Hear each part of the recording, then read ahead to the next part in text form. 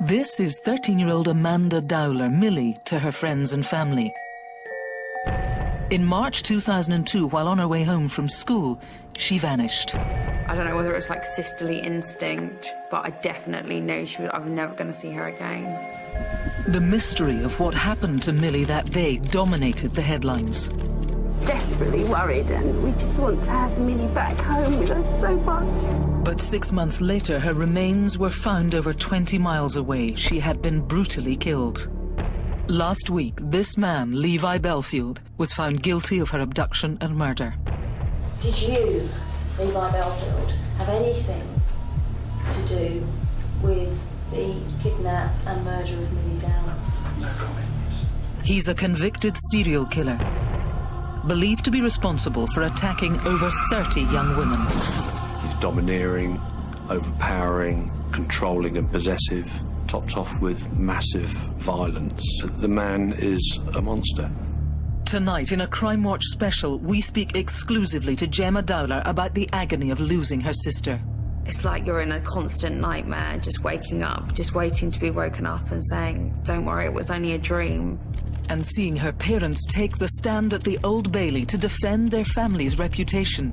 The first 2 days when my mum and dad were questioned by the defence and the prosecution was probably worse than the day that she went missing. And we'll reveal how a chance call to detectives would provide the crucial breakthrough on a case that shocked the nation. The senior investigating officer at the time, who took the call, said that the hairs on the back of his neck stood up as they were talking about the person, and the team believed that they had their first real breakthrough.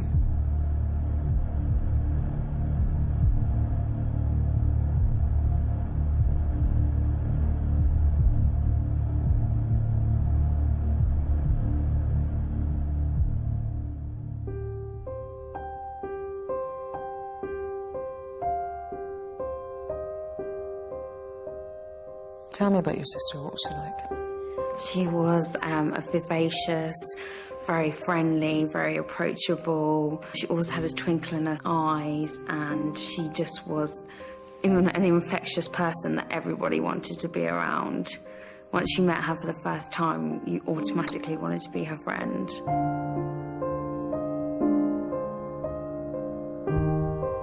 She was the best sister anyone could ever ask for. I'm lucky to have had her for 13 years.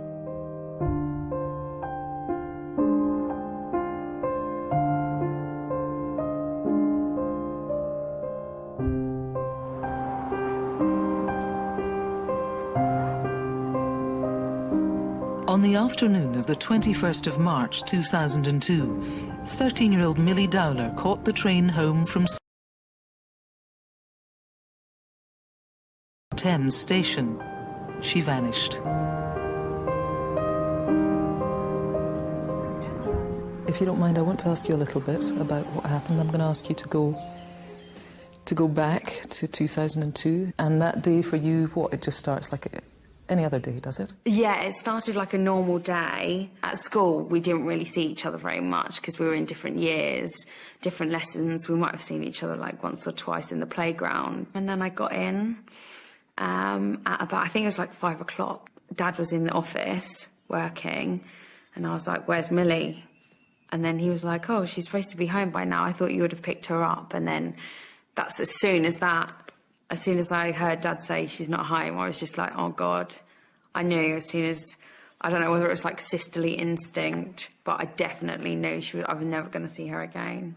Did you express that to your mum and dad? Did you say to them that's...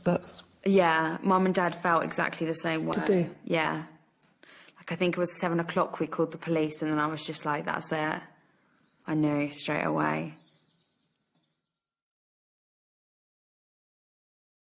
That call would spark one of Britain's biggest ever murder inquiries, involving over 100 police officers. Maria, tell me what you remember of March the 21st, 2002.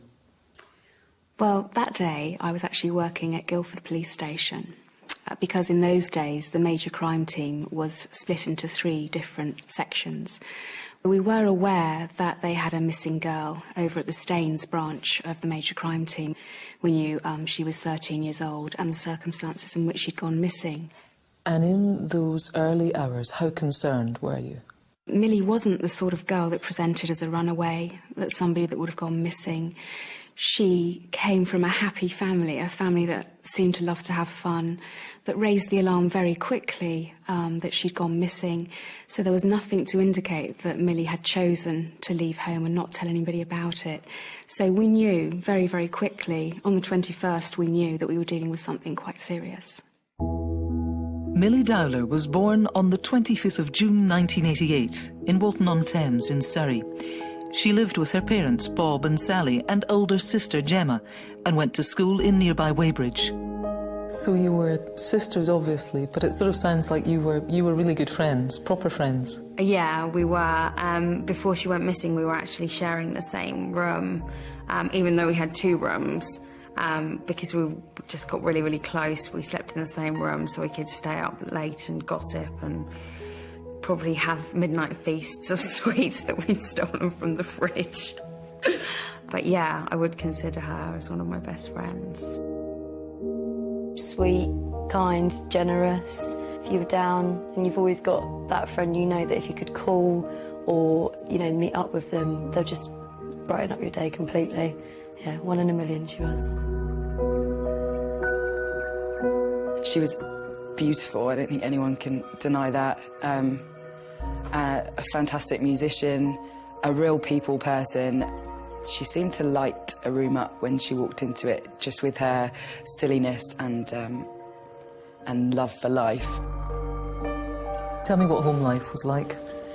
It was really, really nice. Our family is one of those families that's so laid back that if anyone came round, they just come to the house and feel so relaxed. My mum and dad were the nicest people you could ever meet, basically. And I'm so lucky that I have them as parents. I wouldn't have got through any of this without them. On Thursday, the 21st of March 2002, Milly left Heathside School in Weybridge as normal at 3:05. She then walked to the train station with her friend Danielle. CCTV shows the schoolgirls entering the station and on the platform. This is the last time Milly's seen on camera. We'd spoken about the fact that we hadn't had a catch-up in a little while and that it was well overdue, so we decided that we'd walk to the train station together. She was in a really good, playful, fun mood. The 2 of us were bouncing off each other as usual. We got off at Walton. That's not normally the stop that she'd get off at. I said to her, would she like to come off and get some chips from the cafe? And after a bit of banter between the 2 of us, she agreed that she'd come and join me.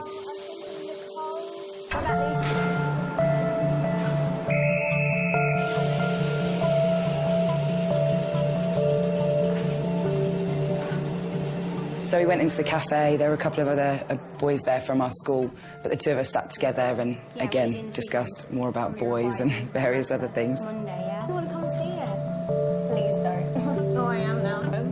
At 3:47, Milly phoned home. She never had credit, so we borrowed one of the boys that was in the cafe, we borrowed his phone.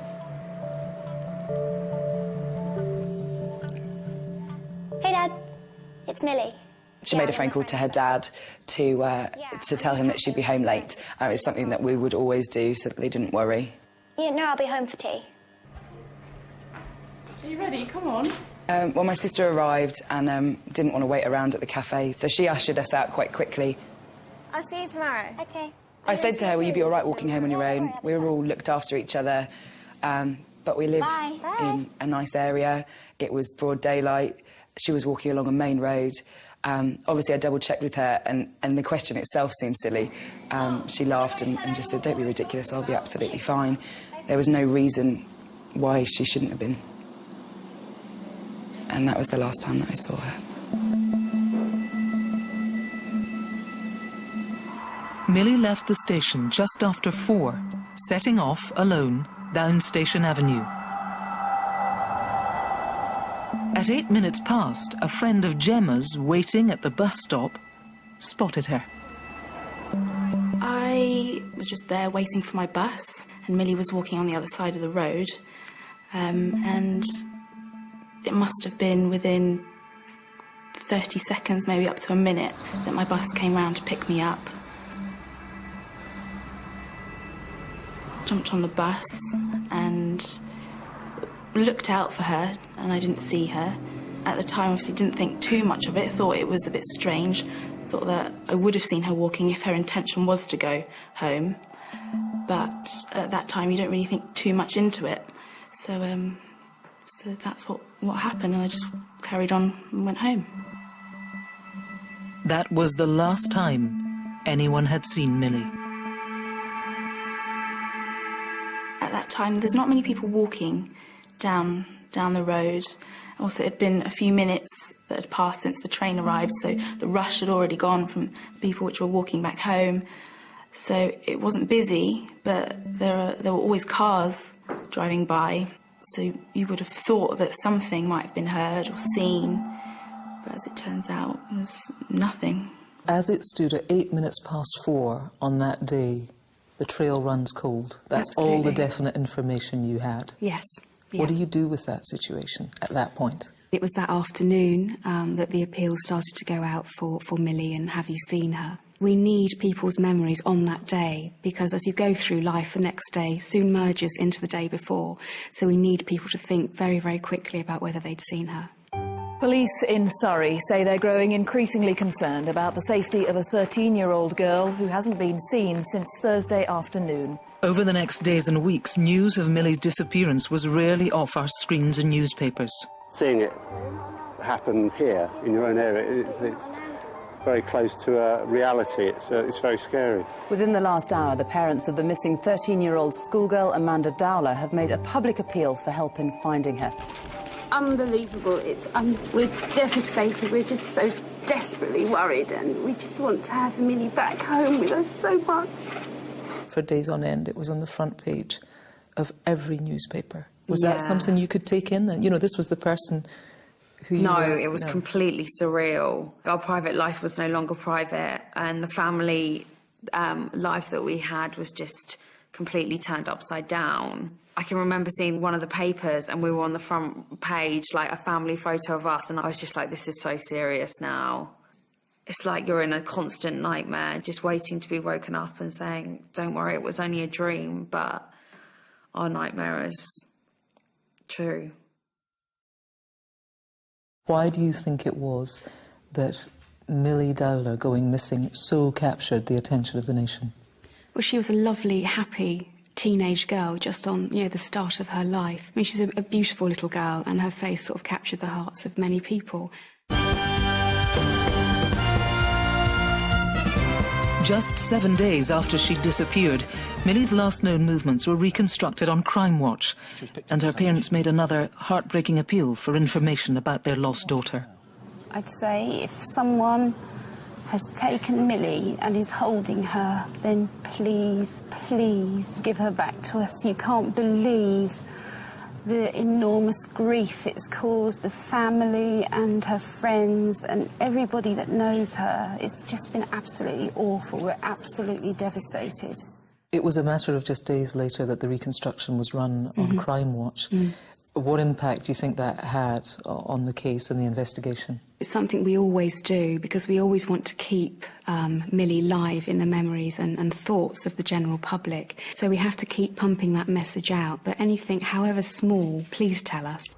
In the first 2 weeks of the investigation, police received over 4,000 calls from the public. We had at least 73 areas of the UK where she was sighted on more than one occasion. We had a sighting of her in Fiji. We had a sighting of her on the Isle of Wight ferry. We had numerous sightings of somebody that they thought looked like Milly. So from all that information, we have to sift through, and it takes an enormous amount of staff resources and time to get through that. One of the first things detectives did was to look at CCTV of Milly's route home to see if they could find any trace of her after she was seen on Station Avenue. What did you find? Well, the CCTV on Station Avenue was owned by Birdseye, and on either side of the corners of the front of that building are 2 revolving cameras. Now, they go the full way round, and at times they're actually at the back of the building, obviously, but they swing round and they capture virtually the whole of Station Avenue. What did you see? She was never picked up. When you look at CCTV and it points onto a road where we knew that Milly had been, you don't expect not to see her, which was one of the first problems that sort of presented itself to us. And on that day, it was very sunny and it had been raining, so there's water on the lens, and at points in the revolutions of the cameras, the view is obliterated by the sunlight. So again, you have to do further work to try and look through that sunlight to make sure she wasn't captured. Detectives began researching what could be done to improve the footage. The answer was found over 3,000 miles away. We went to anybody we could think of that had worked with CCTV, and we didn't limit ourselves to the experts within our country. We wanted to make sure that we could answer that question. You know, where was Milly? Why didn't she appear on that CCTV?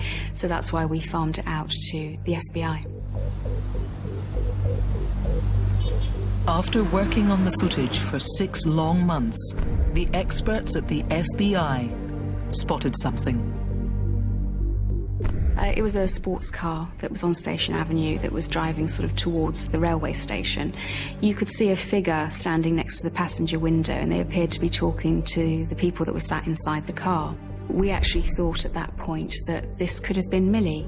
This blurry image was sent to vehicle specialists who were able to determine the exact make and model.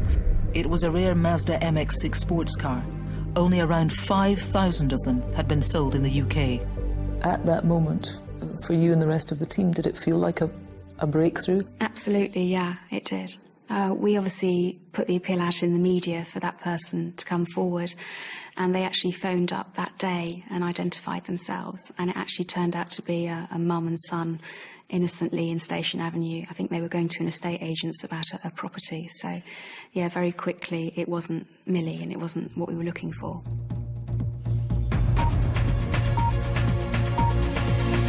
Then, in September, Milly's family received the news that they had been dreading. Police investigating the disappearance of Amanda Dowler have visited Woodland in Hampshire, where human remains were found on Wednesday. 2 people walking find the remains of a body. How do you hear about that? They were a couple that would go mushroom picking. They'd gone in there because it was a perfect area for the growing of rare mushrooms, and they would collect them and sell them. And they'd gone into Walton Police Station to report that they'd found what they believed to be Milly Dowler. Did you go to the site? Yes, I did, yeah, that night. When you walked to the site, did you yourself have a feeling? Yes, I did. I thought that it was Milly. 24 hours later, police confirmed that the remains were those of the missing schoolgirl. She compared the remains found in Yateley Heath Wood yesterday with the dental records of Amanda Dowler. We can now confirm the results of the examination was almost certainly those of the missing Amanda. I was in the house and my mum was in the garden, and then my mum just collapsed, and I was just like, oh my goodness. That was just the worst feeling, because there's absolutely nothing you can do. I can't console her. My dad couldn't console her. All she wanted was Milly back, and no one could do anything to help that. Well, we all did.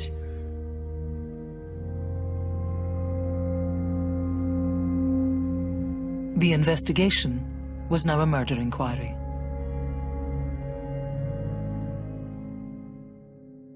Did the post-mortem tell you anything about how Milly had died? It didn't tell us how she died, but we knew that she didn't have any of her clothing and that she had been lain on top of the ground. She hadn't been buried.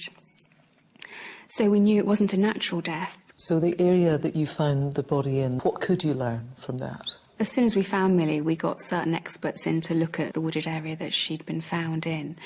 And we used pollen experts and also experts that would be able to tell us about the foliage that had grown up around Milly. And they were able to tell us that Milly had been left there in the actual week that she'd gone missing. So we were able to track back to the week of the 21st. Exactly a year after she had first disappeared, Milly's family could finally lay her to rest. Just unbelievable amount of sadness, but a sense of relief that no one could hurt her anymore. She was safe and we could say goodbye properly. Now she's safe with the angels and they're looking after her, and I know that she'll be watching down on us, and that gives me strength when I'm having a really bad day. But for Surrey police, the investigation was far from over. Inevitably, of course, in the way that the media works, it stops being front page news. It would be easy for people to get the impression that what happens then is that the investigation is winding down. How was it from the inside? We never stopped. There was always a core team working on the investigation. I don't think we ever had less than 50 officers at any one time working through those years. We never gave up hope. Never. And their faith was finally rewarded. When 20 months later the team received a chance phone call, the information provided would radically change the direction of the investigation and provide the crucial breakthrough they had been so desperate for. The information actually came from the Metropolitan Police, and it was an officer that used to work with Surrey Police, and he transferred to the Metropolitan Police. Now, DCI Sutton was investigating a string of offences within the London area of murders of young girls. And when he was looking through the profile of the person they were looking at for their jobs, Colin Sutton noticed that one of this man's previous addresses was 24 Collingwood Place. This is the entrance to that address. It's less than 100 yards away from where Milly was last seen. The senior investigating officer at the time, who took the call, said that the hairs on the back of his neck stood up as they were talking about the person, where this person had lived, how close he'd been to the last sighting of Milly, and the team believed that they had their first real breakthrough. That person was Levi Bellfield. Bellfield was born on the 17th of May 1968 in Isleworth, southwest London. He lived with his parents and was the youngest of 4. When he was just 10 years old, his father died from a heart attack. Just 3 years later, he committed his first offences: burglary and theft. It's not something that starts off as a determination to go out and kill. It starts off with learning that some sort of feeling of achievement or self-worth or power is generated by physical aggression. The roots of that are bound to be quite involved and quite complicated. They must have their basis in part in the family, and inevitably it always comes back to his relationship with his parents. Bellfield left school at the age of 16 and followed in his father's footsteps by training as a mechanic. He later moved into the security industry, working as a doorman and setting up his own car clamping business, often operating illegally. So what you have is an individual in a state where they will draw on violence to achieve certain objectives in their life. Possibly to begin with, this is in almost semi-legitimate situations, like in Bellfield's case, where he was a bouncer and he was involved in clamping cars and so on, where he needed his physical presence to actually get away with what he was doing. By the time he reached his 30s, Bellfield had added drugs offences, possession of weapons, violent assaults, and making threats to kill to his convictions. His previous partners knew only too well of his violent temper. 1 minute charming and sweet, and like someone had flicked a switch, he would just go psychotic on you. He'd punch you, bite you, kick you, burn you with cigarettes, all sorts of things, try and push you down the stairs. He sees women as objects that need to be controlled, and he is willing to use extreme violence in order to get them to behave the way he wants. You couldn't leave him. He wouldn't allow you to leave him.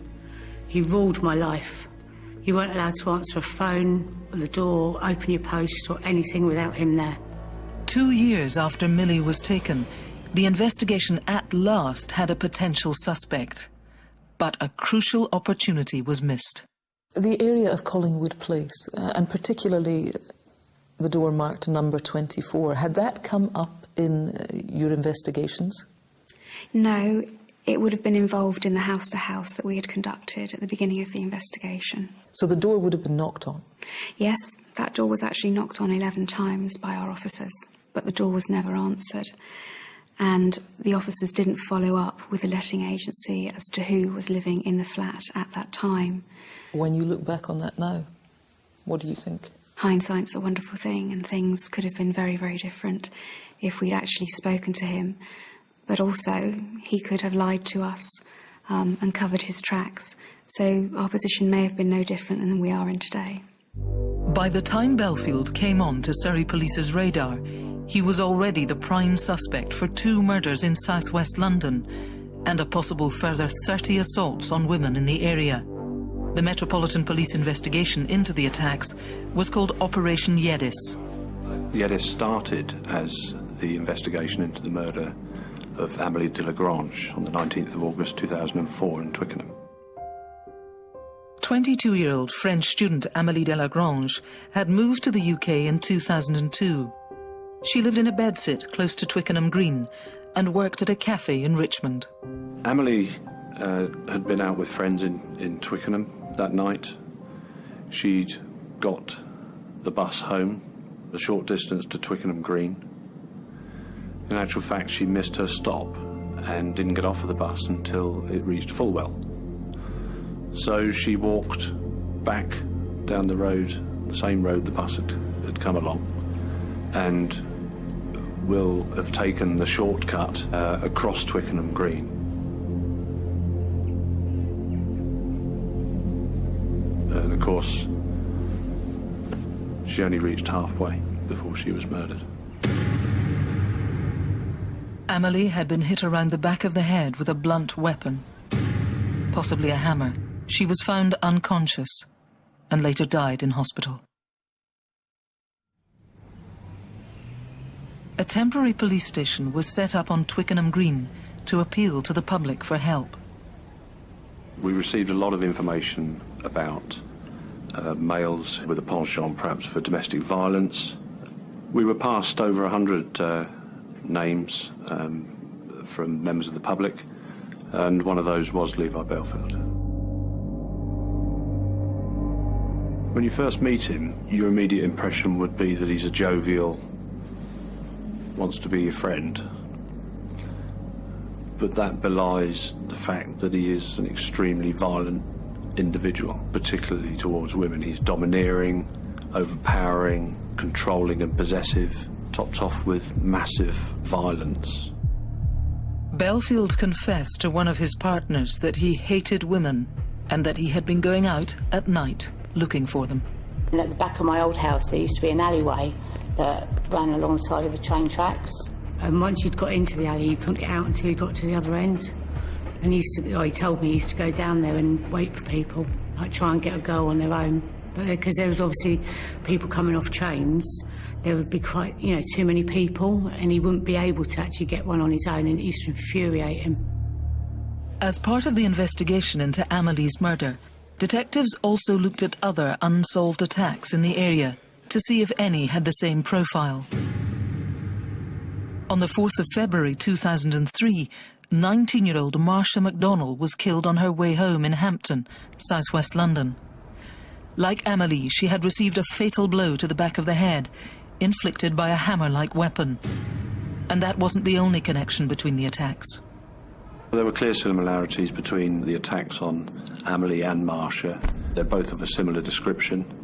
They were late at night, they were both alone, they'd both got off of a bus. The fact that they both received such severe injuries to their head, you have to say, well, it could be the work of one man. Another attack just a few miles away in Isleworth seemed to demonstrate the extreme violence this man was capable of. It was my last day of school, so we had a big celebration during the day, which involved a mass and a party afterwards. At the end of the night, me and a couple of friends left the pub. I got on one bus and they got on a different bus going the other direction. at the stop I got off, I was the only person to alight, sort of walk home on the same side as the bus. As I continued to walk down the road, I saw a vehicle parked up on the side of the road. The first thing that sort of brought my attention to it was I heard the car engine running, but I couldn't see any lights on, which I thought was a little bit strange. But I don't know, I just got a very bad feeling from it, so I crossed the road and the car sort of flashed its lights and turned its engine on. I do remember feeling the impact, just being completely winded. When it first hit me, just like, I don't even know if I made any sound, I think barely. It then sort of reversed straight back over the same area until it was completely over my body. I just felt completely crushed, like as if you were in a vice, but instead, it was a car on a pavement. And where does it hurt? Everywhere. The car stopped and took me out. Yeah. Stopped me again. She ran over me. He ran over you again? Yeah. So he ran over you twice? Yeah. And I really hurt. Amazingly, Kate made a full recovery and was able to describe in some detail the vehicle which ran over her. It was a white people carrier with blacked out windows, and the passenger side wing mirror was broken. We found that the CCTV that was available showed a white people carrier following the bus. We also see from the CCTV after Kate's attack that the white people carrier speeds away from the scene. The CCTV footage was sent to imagery experts who were able to identify the vehicle as a Toyota Previa. Bellfield owned this at the time of Kate's attack. It matched her description, even down to the damaged wing mirror.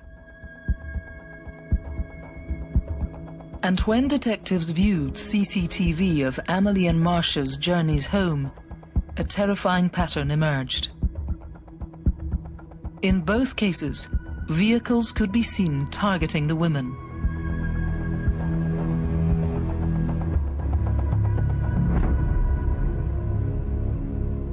And those vehicles could be linked to Bellfield. By 2005, the Metropolitan Police had compelling evidence against Bellfield and the way he operated, but detectives in Surrey were only just beginning to build their case. On the 6th of July, he was interviewed for the first time about Milly's murder. He's quite a physically quite a large individual, but he was quite quietly spoken. He was polite, by and large. He would refer to me as sir. I think it's very important not to be intimidated in any way. But yes, always in your mind, you know that you're interviewing a very dangerous individual. Part of our strategy is to ask, did you, Levi Bellfield, have anything to do with the kidnap and murder of Milly Dowler? No comment. We gave him many opportunities to stand up and say, look, I'm an innocent man, I'm not responsible for doing this. But you didn't deny it? No comment. You didn't say, it's not me? No comment. And at no stage over the last 2 days have you denied any involvement in these offences? No comment. Why is that, Levi? No comment. I think if he was a truly innocent man, he would probably been able to give us some explanation for where he was and what he was doing that particular day. But he never took that opportunity. At the conclusive interview, when we put everything that we had to him, it was extremely compelling to watch Levi Bellfield's demeanour. I can remember quite clearly that at one stage during that interview that he started to perspire quite heavily. He then took off his sweater and he was sitting sort of quite squarely on the seat he had initially. And as Sarah continued to ask him the questions, he started to sort of rock back in the chair to the point where he was actually leaning on the wall behind him, so he actually had nowhere else to go. His behaviour indicated to me that he was exceptionally uncomfortable with the line of questioning. When I came out of the interview, I was convinced as I could be that he was the right man and that he was responsible. Unfortunately, back in 2005, we weren't in a position to charge him. But I knew the inquiry wouldn't stop just because we'd interviewed him. It wasn't the end of the inquiry, it wasn't the last roll of the dice. And we knew that we would keep plugging away, and that's what we did. With Bellfield refusing to talk, detectives began questioning the people who knew him best. A key witness was Emma Mills, his long-term girlfriend in 2002. He'd been living in her flat at the time of Milly's abduction. Emma Mills, tell me what she was able to tell you. She was obviously able to confirm that they had been living at 24 Collingwood Place. But at the time Milly went missing, she, the children and Levi were actually house-sitting away from Collingwood Place. So she was able to tell us that the apartment was empty over those few days. She was able to tell us that on the Thursday that Milly went missing, she didn't know where Levi Bellfield was. And in her mind, that was unusual. She believed that for that day he'd disappeared. Those were her exact words. It wasn't until later that night that Bellfield finally showed up. She said that he came home about sort of 11 o'clock on the evening of the 21st, and she believed that he'd changed his clothes from the clothes that he'd gone out in earlier that day. Now, they went to bed, and she said that he got up between 3 and 4 o'clock that morning and said that he wanted to go back to Collingwood Place for a lie-in.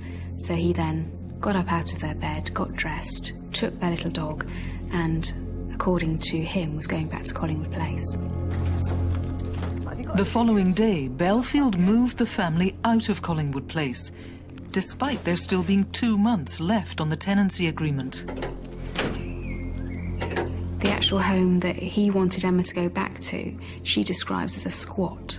It didn't have any kitchen cupboards, it didn't have any kitchen floors. It was a mess. You would not take young children back to live in a place like that. But he was determined.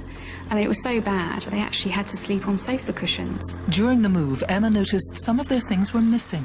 She'd asked Bellfield, what did you do with our sheets? And he'd said, well, the dog messed on the bed.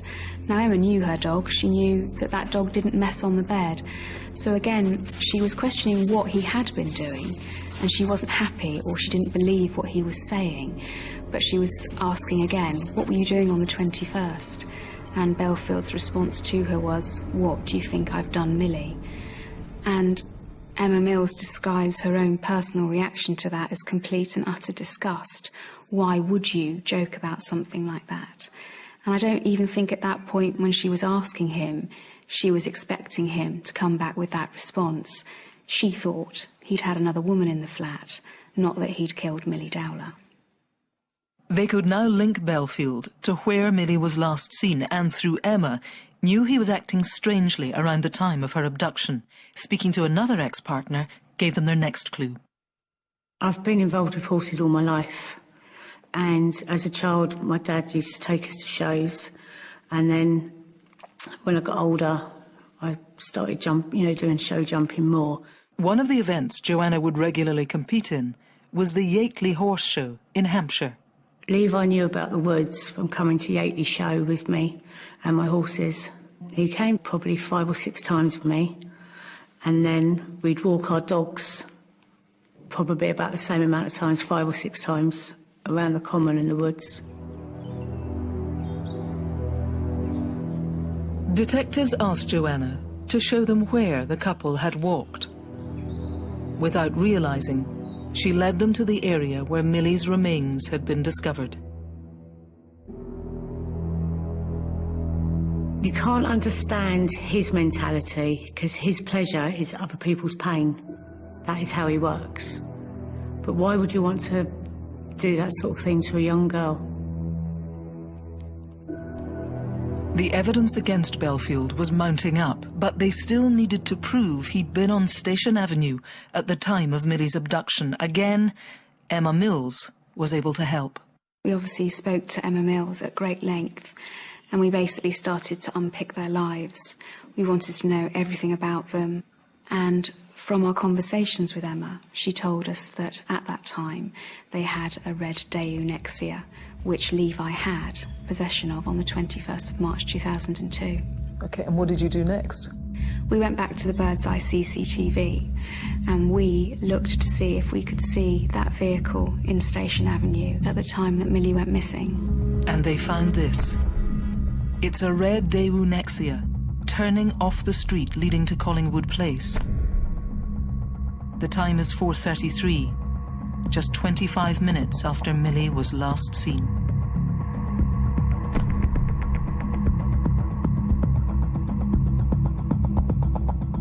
You must have felt almost like you'd won the lottery.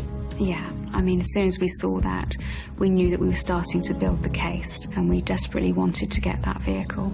But Bellfield had reported the car stolen just 8 days after Milly's abduction.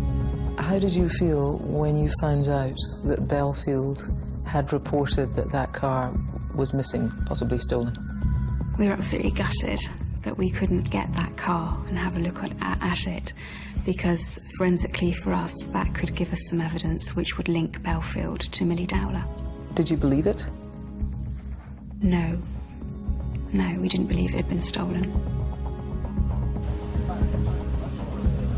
Despite exhaustive searches, the Daewoo was never found.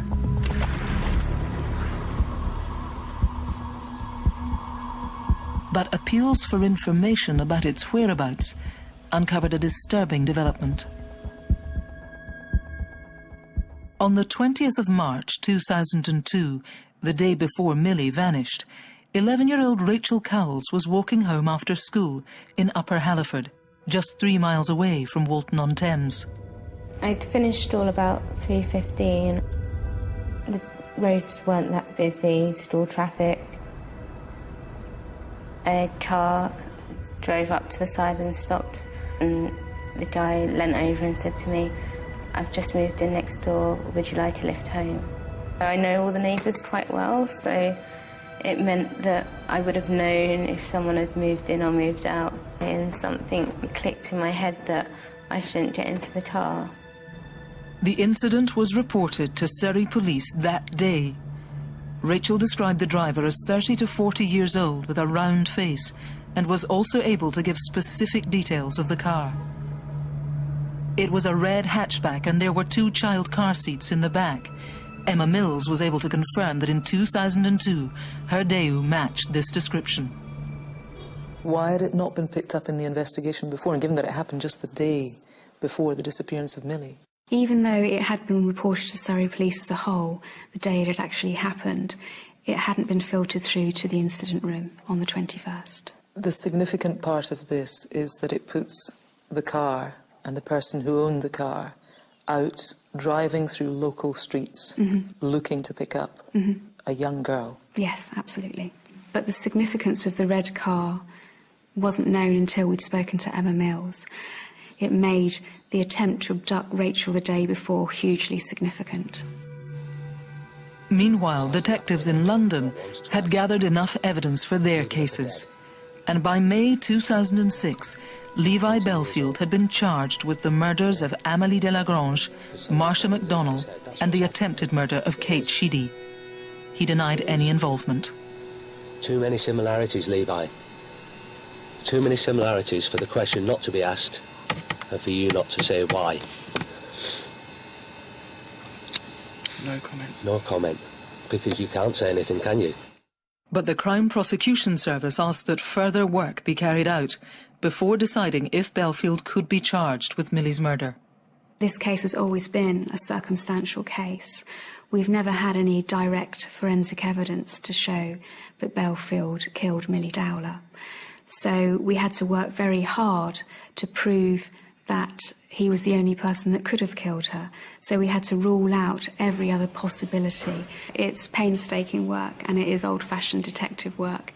And I look at it as a jigsaw puzzle, and you never really know at what point you put that final piece in until it slots into place. At this point, how certain are you that Levi Bellfield is the man?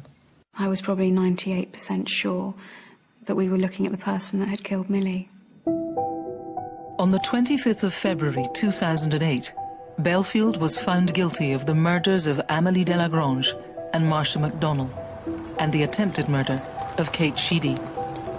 He was given 3 whole life terms, meaning he will never be released. There was a motion in the court upon his conviction. We were obviously pleased with the sentence that he was handed down. But I think you have to say that there's the side of Levi Bellfield that is clearly a coward. He could not, would not leave the cells and come and receive his sentence. After nearly 5 months of having to endure the cowardly charade of innocence put forward by the defence, we at last get to see Levi Bellfield for what he truly is. He showed no remorse at all.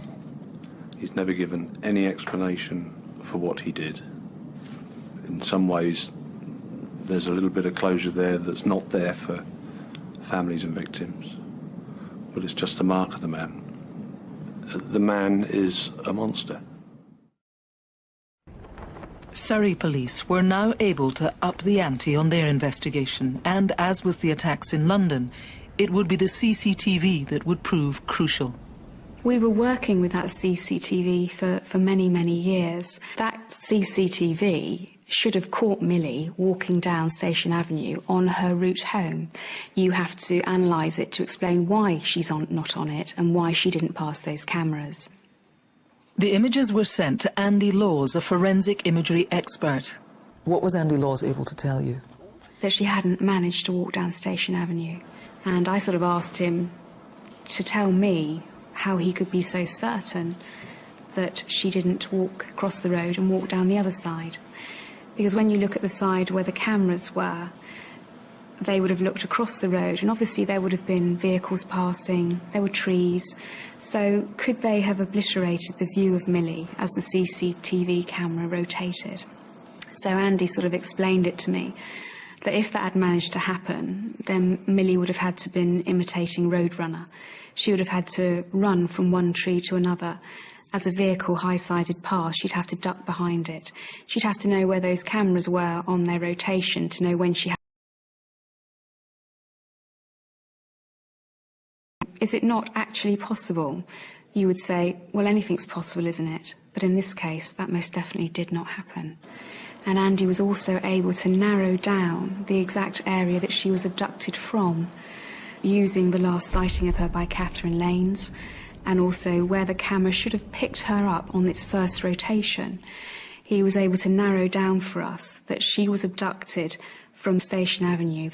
And the only sort of residential areas you have in that area of Station Avenue are Collingwood Place. At last, they could prove that Milly had been taken just yards from Bellfield's flat. And that was it. That was the final piece.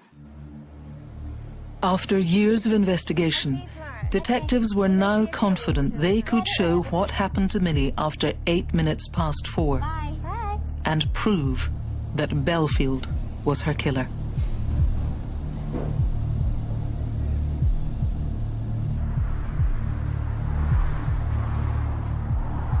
We believe that she was seen by Catherine Lanes as she left the railway station, and something caused her to cross the road. We don't know why Milly crossed the road. But Bellfield was waiting, hidden in the hedges between Station Avenue and Collingwood Place, and he saw Milly walking alone. The actual flat area is surrounded by really high hedges, and there's a little pathway walk through that leads onto Station Avenue. I've stood there myself, and you are completely shrouded by the bush fencing so that people can't actually see you standing there, and you get a perfect view of Walton Railway Station and the people coming and going about their daily business.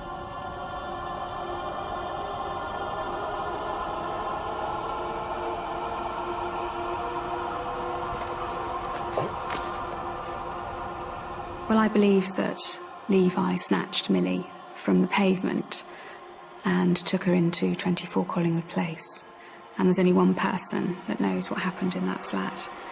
But I believe that Milly was killed in that flat.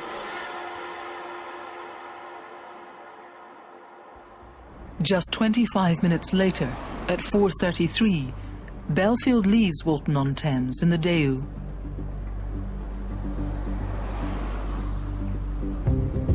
Phone records show that he headed in the direction of West Drayton, where Emma was house-sitting. But he didn't arrive there until 11 p.m. For the rest of the day, he disappeared. He's never said where he was during those missing hours.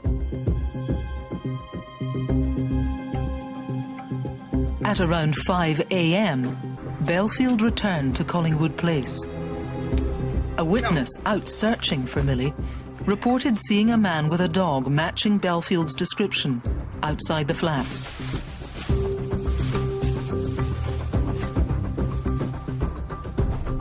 We believe he went back to Collingwood Place under the cover of darkness to take Milly's body from Collingwood Place.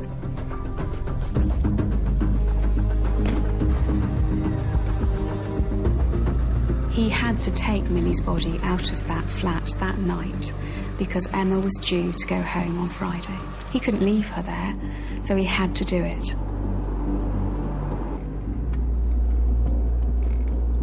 Bellfield then drove the 24 miles to Yateley Heath Wood in Hampshire. It was an area he knew well and felt safe in. And it was where he dumped Milly's body.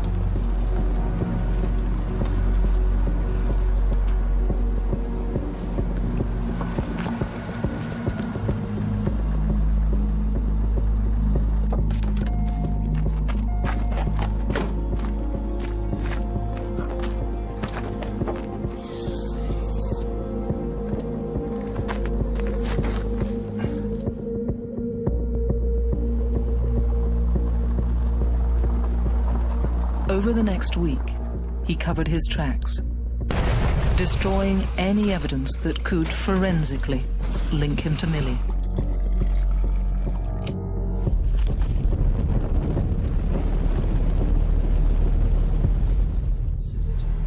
The evidence was again sent to the Crime Prosecution Service, and on the 31st of March last year, they announced their decision.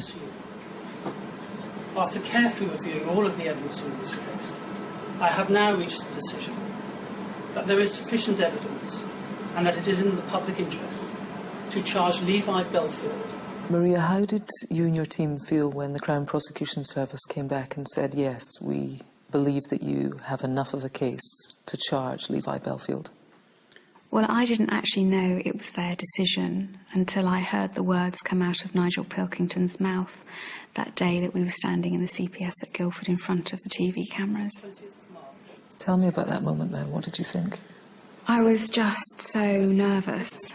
I don't know if you've ever had it. I'm sure you have, where you can feel and hear your heart in your throat. I just never thought I'd hear those words after all those years.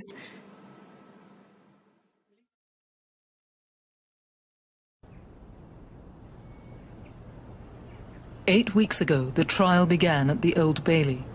Bellfield refused to take the stand, instead turning attention towards Milly's parents. The last thing they expected was to feel that they were on trial. The first 2 days when my mum and dad were questioned by the defence and the prosecution was probably worse than the day that she went missing. It was that extreme. It really was. It was so hard because we weren't allowed to be together, and I wanted to support my dad and my mum, and I couldn't because we were all witnesses. And you just can't explain how horrific it is in that courtroom until you are actually in there. It's so stressful. How are your mum and dad now? My mum and dad are really, really strong people, so they've struggled, especially my dad. And the hardest thing is I can't make it better and I can't help them. And I know they feel exactly the same way about me. During the trial, Bellfield tried to deflect blame by suggesting that Milly had been an unhappy teenager who had run away from home. How difficult has that been during the court case? To hear somebody described at times and you think, I don't even recognise that person that they're talking about. Extremely, extremely difficult. That was one of the hardest things. They did just drag her name through the mud, but because I know what our family is like and what her friends were like, no one believed it. No one did, and everyone thought exactly the same thing. Like, she was a teenager. Teenagers write stupid things. I'm sure there would have been some letters like that from me when they searched the house as well, but they didn't bring those up. And I knew Milly. She loved everyone. She wanted to be liked. No one wants to be disliked. And she was so happy, and she was just such a lovely person. I feel like my heart's been torn out, and it's just, especially over the trial, I feel like it's just been trampled on. But I've just got to keep remembering that the Milly that I know wasn't how everyone's portrayed her in the media. She was the best sister anyone could ever ask for. Last week, Bellfield was found guilty of abducting and murdering Milly. The verdict was unanimous. However, the jury was discharged without deciding if he had also attempted to kidnap Rachel Cowles.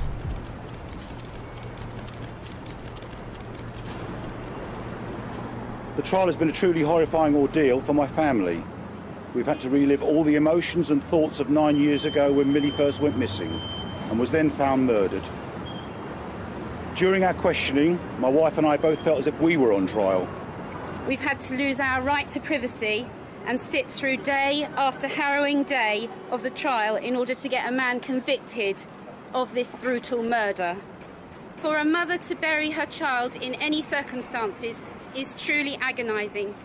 But to bury your child when you know she died in such an appallingly awful way is terrible. A day does not pass when we do not think of her and the life that she might have led. What has it meant to you to see Levi Bellfield convicted of this crime? Justice. I mean, I knew that he would never come out of prison, but I have always believed that he killed Milly Dowler, and I wanted everybody else to know that that's what that man had done. There's not a day that goes by where I don't miss her. I don't want to let what this man has done to Milly ruin my life and my mum and dad's. So he's not going to do that. We're going to carry on. And our whole family unit has really, really suffered, definitely. But we have to piece back our lives.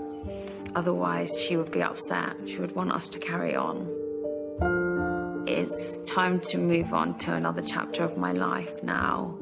And I can just remember her as my sister, not Milly Dowler, the missing girl from Wootton-on-Thames.